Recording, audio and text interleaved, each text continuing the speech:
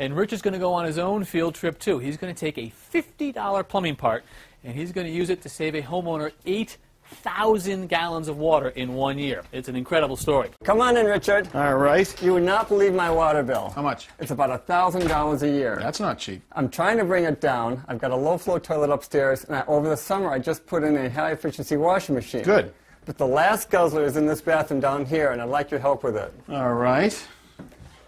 I've got the original toilet to the house when we moved in about 20 years ago. It's 3.5 gallons per flush. That's right. You know, a week ago I came out here. I put this water meter in right here, just temporarily. And you can see that your family used about 330-something gallons on this toilet alone in 7 days. That's just under 50 gallons a day. So what I want to do is I want to keep this toilet but convert the insides to a modern dual flush. That sounds great. All right. Now to save water, we could just change out this whole toilet to a modern 1.6 gallon per flush toilet, but that gets expensive. This device is about $25 and allows us to convert the existing toilet to a dual flush. Now just pull that tank cover for me, would you? Now here's the issue. Every time we hit this tank lever, the full contents of that tank leaves. It's 3.5 gallons and goes down through the bowl. And that doesn't matter whether we're trying to eliminate solids or liquids. Now this toilet was designed that we still need to have 3.5 gallons to effectively eliminate solids from the bowl. So we can't change that. But we can use less water when we're flushing liquids. So with this, we'll have two buttons. One button will lift and allow about 1 gallon down through the bowl. And this will be for solids, and that's going to save a lot of water. So I'll only be saving money on the liquid flush. That's right, but about 80% of the time that you flush a toilet, it's actually to eliminate liquids. All right? Okay. So it starts by turning off the water right here. All right, I want to eliminate the water from the tank. And once that's gone, disconnect this flapper down at the bottom. It's the black thing that opens every time we flush. I also want to disconnect the chain from the tank lever. Good. And now, to remove the tank lever itself, it's one of the few times in plumbing where it's not righty-tighty, lefty-loosey. It's actually a left-handed thread. So I'm going to take the pliers and go this way, which normally would tighten it, but now it loosens it. And once the nut is off, I can remove the tank lever. Now those are all the parts that we have to remove. Now it's time to install the new flush valve.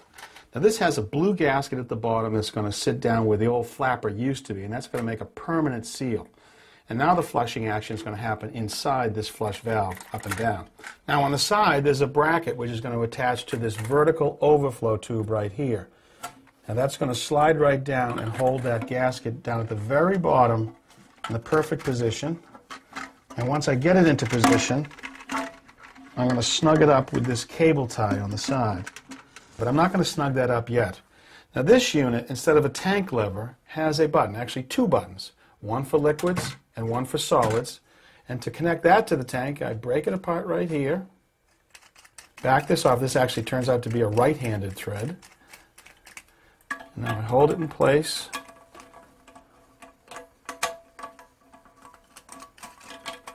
I want the button for the liquids to be on the top. And then just snug the nut up. And then reconnect on the back. Now I just want to tighten up my cable tie.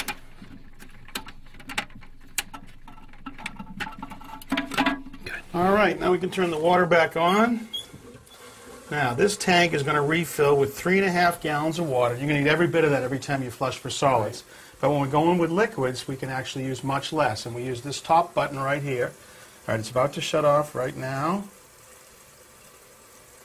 All right, now watch. When I hit that button, you can see the level drops, but it drops by much less. It only goes down by about 1/3, and that's going to save you a lot of water. Hey, Joel, I got good news and I got bad news. We are definitely using less water from the tank right here, but the bowl doesn't flush properly all the time. The water is not getting high enough down in the bowl. Now, I made a couple of marks right here. This is the line where the water should come to flush properly. Right, that's where it used to come up to. And we're only coming up to this point quite often. So there's not enough water in the bowl. Now let me show you here. Inside this tank, there's the flush valve that we changed, and this is the fill valve, and that brings water back in. It does two things. One is to bring the right amount of water into the tank, but it also, through this thing called a refill tube, the water comes here and goes down to refill the bowl. Now, because we have less water leaving the tank, it means this fill valve is on for less time, and not enough water is refilling that bowl. So what are we going to do? Well, actually, the manufacturer makes a fill valve designed for just this purpose. You can see right here that has a valve that can be adjusted so we can have more water go to refill the bowl while the tank is filling. So it means we're going to change this fill valve out. Okay.